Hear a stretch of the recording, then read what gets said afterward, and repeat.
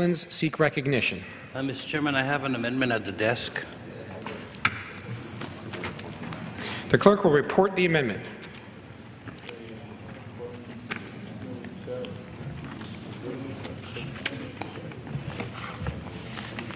Amendment offered by Mr. Sablan of the Northern Mariana Islands. At the end of the bill, before the short title, insert the following new section. I ask unanimous consent that the amendment be considered as read and printed on the record. Is there objection to the gentleman's request? Without objection, the reading is dispensed with. Pursuant to House Resolution 303, the gentleman from the Northern Mariana Islands and a member opposed, each will control 5 minutes. The chair recognizes the gentleman from the Northern Mariana Islands. Thank you very much, Mr. Chairman. Many of us in this chamber share a concern that the federal government has so much power and so many resources that it can actually overwhelm and even intimidate smaller state and local governments. The amendment I'm offering responds to that concern. It requires, before any funds are expended in the Northern Mariana Islands for expanded activities by the military, that the Secretary of Defense reach agreement with the government of the Northern Marianas on the nature and scope of those activities. My amendment levels the playing field between a very powerful federal government and a very small territorial government. A little history. In 1975, the people of the Northern Marianas elected to become a part of the United States, and 78% of the people voted for the negotiated agreement that defined our political union.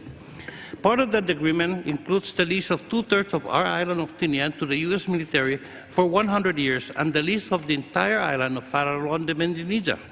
The cost to the United States, $175,000 a year. That's a Manhattan Island deal. The people of the Northern Marianas committed these lands for the purpose of national defense willingly, because we understood that with citizenship comes responsibility. And the United States recognized in the agreement negotiated with us that we have very little land and that any future acquisition, therefore, would be, and I quote, only the minimum area necessary, end of quote. Today, however, the U.S. military is proposing to take over of another entire island. It is called Pagan.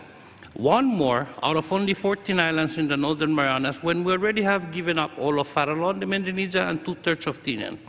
25% of our total land area of only 183 square miles. The military is proposing to use these lands for live fire ranges, training courses, and maneuver areas. And I should explain that these are public lands and that decisions about the use of public lands in the Northern Marianas rest in the hands of the governor and our legislatures. To lease lands to the military or not, what the terms and conditions of any lease may be, those decisions are an exercise in local self-government, and I will respect those local decisions.